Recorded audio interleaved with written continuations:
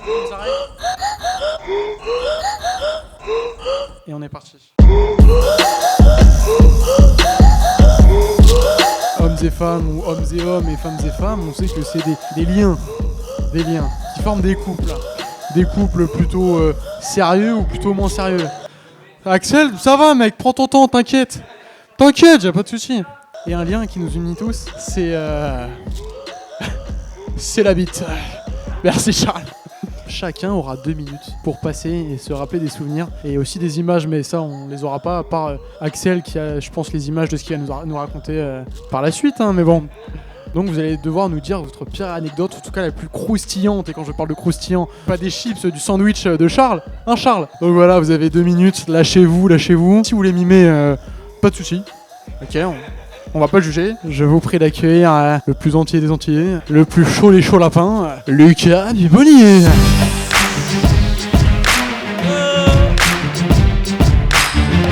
Mon anecdote, c'est sur ma première fois. J'étais avec une copine. Et bon, ça commence à se passer et tout. On commence à rentrer dans le vif du sujet. Et petit problème, ça ne surfe pas assez. Donc du coup, on essaye de trouver des moyens pour que la glisse soit là. Putain, il est trop con. Dans ces moments-là, on va sur Internet. Voilà, on voit que l'huile, bon, c'est pas top pour le préservatif. Il y a des options, mais on peut pas y accéder parce qu'il est très tard et qu'on est chez mes parents et que bon, c'est un peu compliqué. Et oui, il y avait Mélodie, qui était dans sa chambre.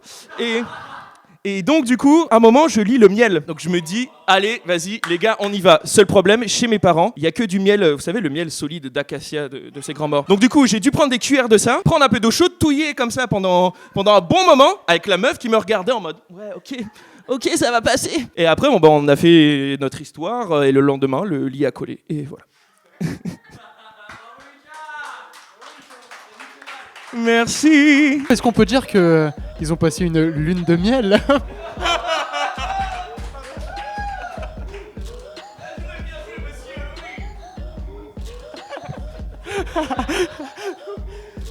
On va passer à une fille, je pense la plus dévastatrice de tous, celle qui a le plus d'anecdotes à raconter, qui a même fait une liste sur son téléphone pour choisir. Je vous prie d'accueillir le tigre, Lucille. Allez Lucille.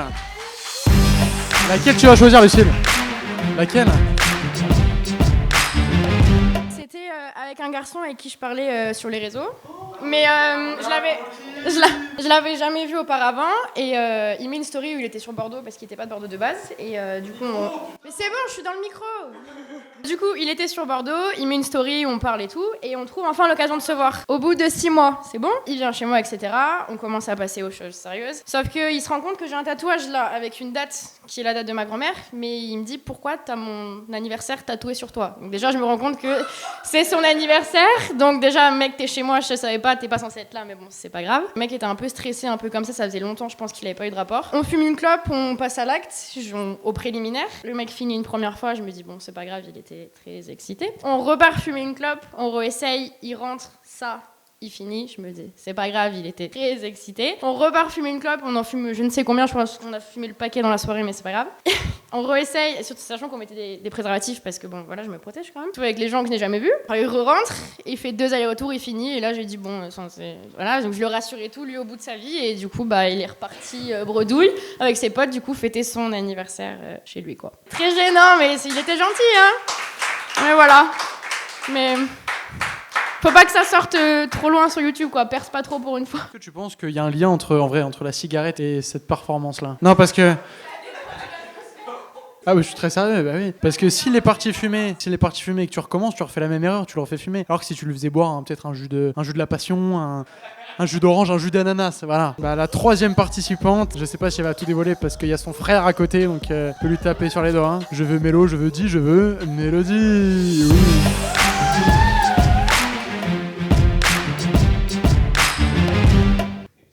Alors déjà, pour commencer, moi j'ai pas d'anecdote sexuelle parce que j'ai jamais ken, déjà pour commencer.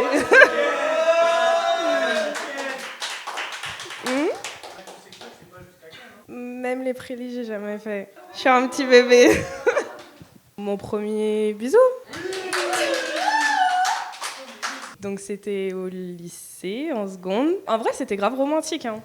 Genre, on avait cours le matin, c'était un mercredi. Après, on est rentré chez nous et l'après-midi, il devait venir chez moi. Et il y avait aussi Nafissa et une autre pote à nous parce que j'étais trop timide et je voulais pas être toute seule. Et là, d'un coup, il pleut. Il pleut, mais vraiment, il pleut. J'appelle l'un de ses potes, je lui dis, tu crois qu'il va venir? Il m'a dit, non, mais si tu lui envoies un message, peut-être qu'il va venir. Il est venu sous la pluie. C'était trop mignon. Voilà. Il était trempé. J'ai trouvé ça mignon. Après, on allait sur ma terrasse et il y avait les deux commères là, qui étaient à l'intérieur et qui nous regardaient comme ça à travers la fenêtre. Et là, on discute pendant au moins 1 heure. Il m'embrasse dans le cou et après, il m'embrasse sur la bouche. Problème. Je pensais que je l'aimais bien, mais en fait, quand il m'a embrassée, j'ai pas du tout aimé. Et du coup, il m'a embrassée, j'ai ouvert les yeux et j'étais en mode, quand est-ce que tu termines? Il voulait pas terminer, donc j'ai mis ma tête sur ses jambes et j'étais en mode ha ha ha ha, trop bien. Et voilà.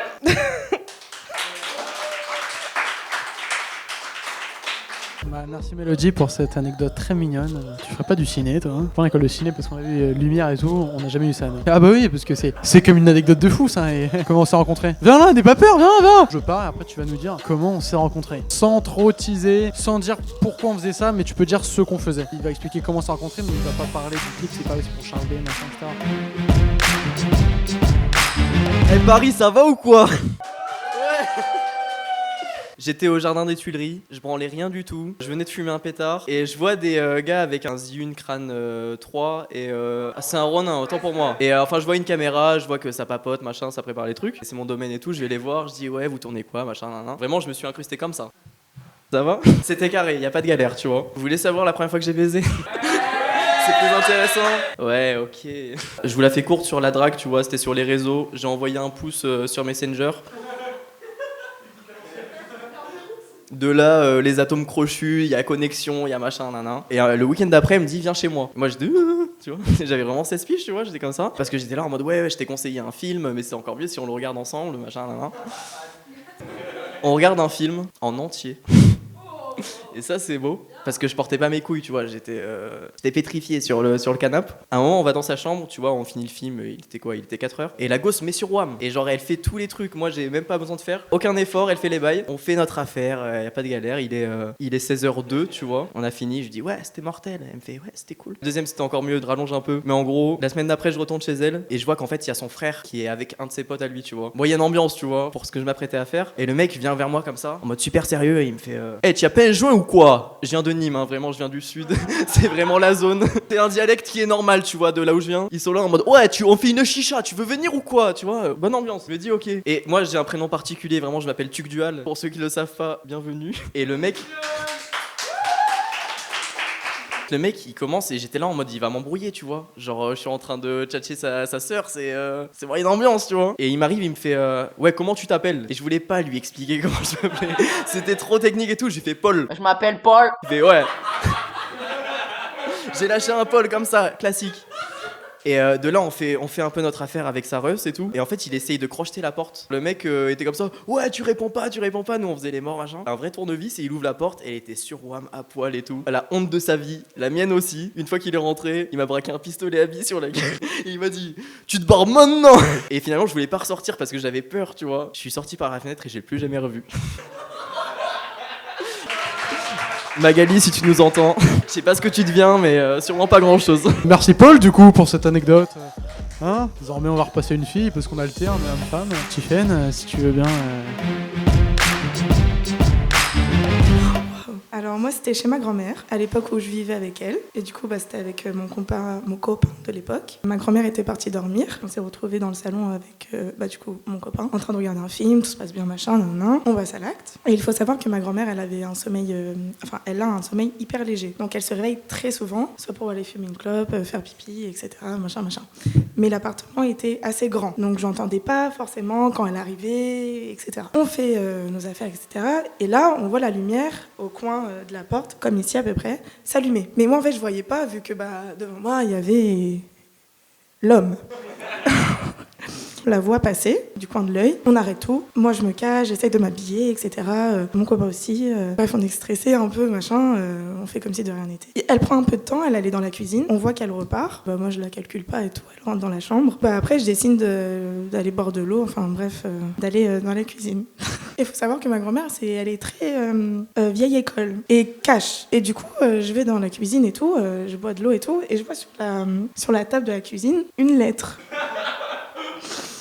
Une lettre pliée vraiment en rectangle parfait. Je prends la lettre, je la déplie, et là je vois qu'elle m'avait écrit un mot, mais un long mot, avec mon prénom en mode chère Tiffaine, etc. Et en gros, elle m'expliquait qu'elle avait vu les fesses de l'homme et comme quoi elle était déçue, etc. Parce que je lui avais dit que j'avais mes règles et que du coup, il n'y avait aucun souci à se faire. Et forcément, j'avais un peu menti. Elle avait écrit toute une lettre en disant qu'elle était déçue, etc. Qu'elle était choquée par ce qu'elle avait vu. Mais elle a quand même fini par bisous, je t'aime, bonne nuit. Ah oui, non, franchement, ouais. Du coup, moi, j'étais tellement gênée. Je replie la lettre et le lendemain, on s'est vu, mais franchement, on s'est pas trop calculé. Du coup, voilà, c'était ça mon anecdote.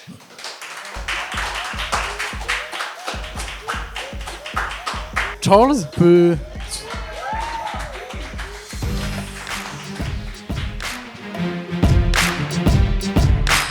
Et bonsoir. Est-ce que vous êtes chaud ce soir? Bon tout d'abord, merci à tous d'être là. Je vais ajuster mon micro. Ok, la distance est optimale. Merci à Axel, Antoine, Tom, Fao d'organiser un truc marrant parce qu'on s'amuse.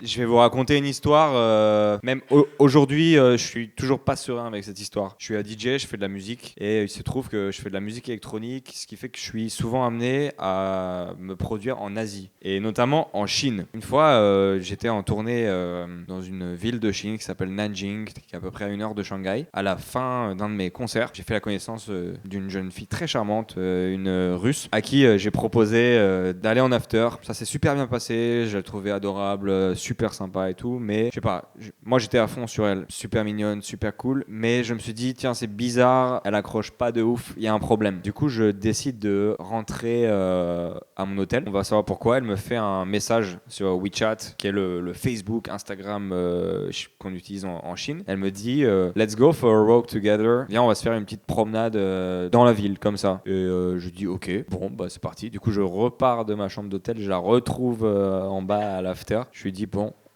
où est-ce qu'on va? Parce qu'on est en Chine, dans une ville où du coup c'est pas très très joli, tu vois, les rues. Je lance Maps sur mon téléphone et je vois qu'il y a un lac pas très loin. Et du coup on se rend sur le lac et on se rend sur une petite île dans le lac. On passe le pont pour aller au niveau de l'île, etc. Je fais des petits bisous.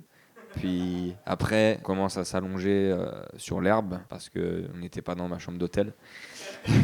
On commence à faire notre petite affaire. Elle était allongée sur l'herbe. Moi, j'avais une vue 360 sur un environnement très, très sympathique visuellement. Sauf que je vois quoi? Je vois des petites barques avec des pêcheurs. Et les pêcheurs commencent à sortir leurs jumelles.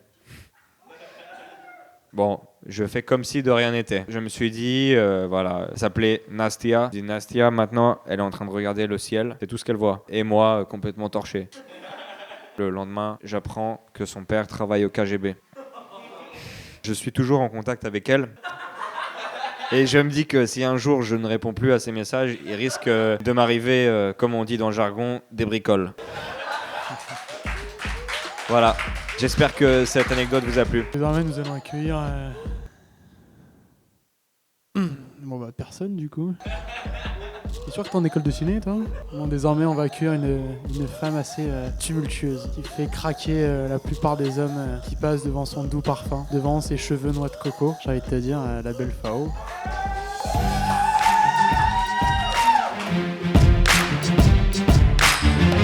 À mes 16 ans, j'ai mon premier petit ami, on découvre, en gros on est tous les deux le premier de l'un et de l'autre et on découvre le sexe ensemble, donc on fait notre première fois, tout ça, et une fois que la première fois est passée, quand on reste longtemps avec son premier, après on y va quoi, ça baisse dans tous les sens, ça arrête pas, c'est une époque fast, j'ai jamais autant baisé qu'à cette époque là, bref.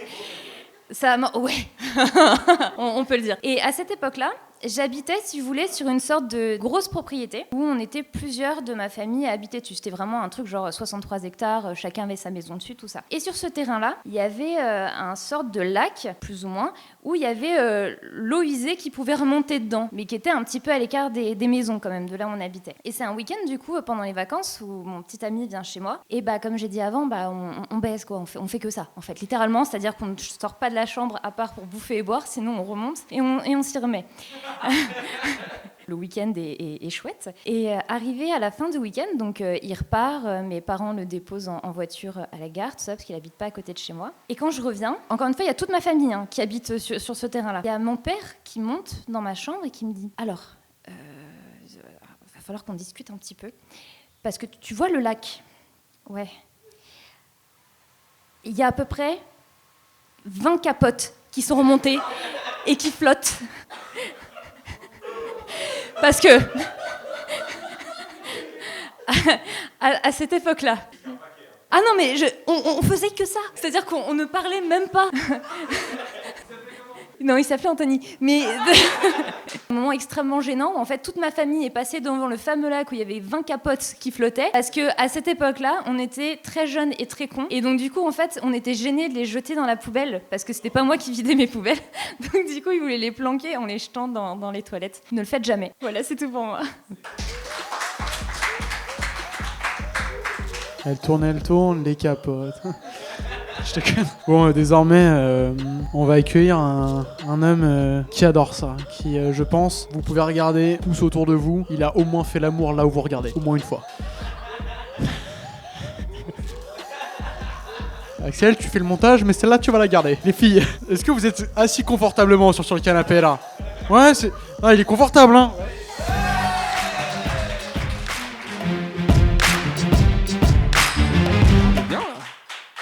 Est-ce que vous savez qu'on a plusieurs types de mémoire ?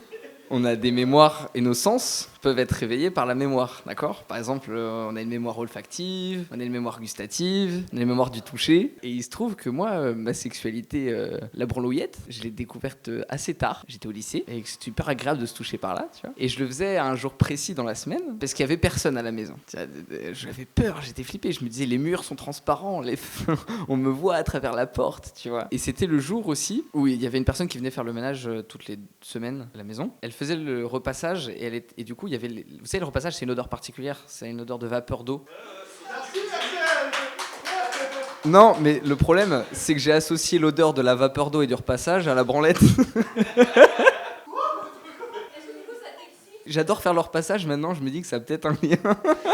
Je faisais pas l'indistinction entre l'odeur du sperme et l'odeur de la vapeur de repassage, et des fois je me disais, putain, ça sent... Ah non, ça sent le repassage, c'est pas le...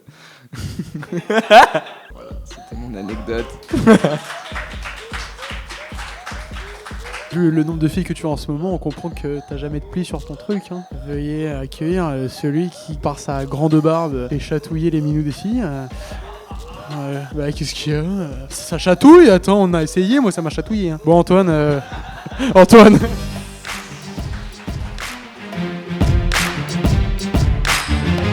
avec ma deuxième copine. C'était la première fois que je rencontrais sa mère. On rentrait de vacances et je dors chez elle. Et du coup, sa mère, elle me dit ok, bon bah Antoine, tu dors ici, dans cette chambre-là, et mademoiselle, tu dors.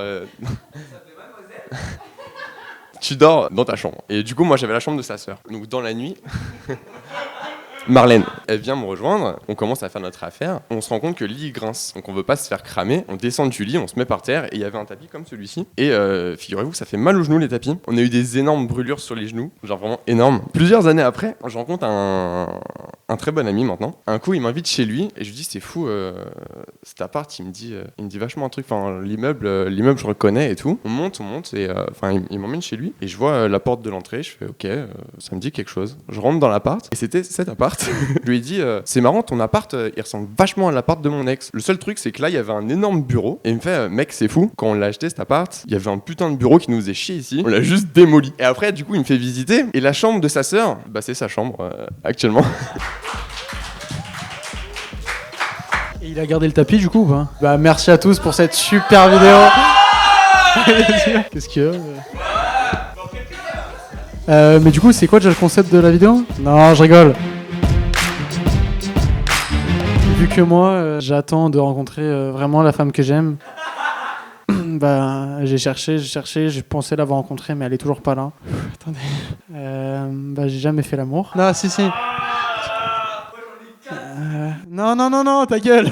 Je tiens à me préserver, du coup je vais vous raconter la première fois que... Attendez, je vais essayer de trouver une image quand même... Voilà, enfin la première fois que le fleuve a coulé dans la mer, quoi. Bah, vous avez capté tout, c'est bon. Ok. Je vous raconte en même temps l'anecdote dont j'ai la plus honte de toute ma vie. J'étais en cours de mathématiques, en 6ème, et ce jour-là, il y avait un contrôle. C'était pas un petit contrôle, c'était un gros DS, tu vois. Le DS qui va te faire toute la note du semestre, et moi, stressé, tu vois, à l'époque, machin, etc. Je m'étais mis au fond de la classe, j'étais un élève très studieux, mais il y avait des questions que j'arrivais pas, tu vois, des 3+4, machin, vous comment et tout. Je vois que la maîtresse, parce que je l'appelais maîtresse à l'époque, du coup, elle me regarde pas, tu vois. Donc je prends mon téléphone et je le fous sous ma trousse. Et j'ouvre l'application calculette, mais je galère. À l'époque, c'était un vieux téléphone. Et je fais 3+4. Enfin, c'était plus compliqué que ça, mais je fais 3+4. Et là, je vois la prof qui se rapproche. Oh, et là, je commence vraiment à paniquer. Genre, je tremble, je suis comme ça, vraiment, je contrôle rien. Et elle voit mon téléphone, parce que je l'ai pas caché entre temps. Je me suis dit, bah, elle a dû le voir, tu vois, je me fais gauler. Et je vais lui donner mon carnet de correspondance. C'est le mouvement dur. Et j'allais prendre ma première heure de colle de toute ma vie, qui me paralysait. Genre, si je rentrais ça avec à